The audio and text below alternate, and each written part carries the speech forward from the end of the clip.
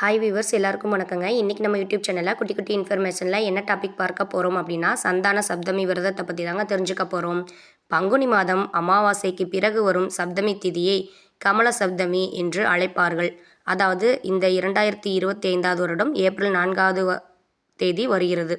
அன்றைய தினம் சப்தமி திதிக்கு உரிய சூரிய கடவுளை வணங்குவது சிறப்புங்க. விரதம் இருந்து நவக்கிரகங்களில் சூரியனுக்கு செந்தாமரை மலர்களால் அர்ச்சனை செய்து கோதுமையால் செய்யப்பட்ட பதார்த்தங்களை படைத்து வணங்கினால் மனதில் உள்ள சலனங்கள், கவலைகள் மறையும், புத்துணர்ச்சி கிடைக்குங்க. இந்த நாளை சந்தான சப்தமி என்றும் அழைப்பர். எனவே அன்றைய தினம் சூரியனுக்கு விரதம் இருந்து வழிபட்டால் அவரால் உருவான தோஷம் விலகி குழந்தை பாக்கியம் கிடைக்கும். இந்த விரதத்தை மேற்கொள்பவர்கள் மறுநாள் காலையில் சூரிய உதயத்தின் போது சூரியனை வணங்குவது நல்லது. இதே நாளை பாஸ்கர தமனம் என்று அழைப்பார்கள். பாஸ்கரன் என்றால் சூரியன் என்று பொருள். தமனம் என்றால் மறிக்கொழுந்து என்று பெயர். அன்றைய தினம் நவக்கிரகங்களில் சூரியனை மறிக்கொழுந்தால் அர்ச்சனை செய்து வணங்கினாலும் சூரிய தோஷம் விலகும்.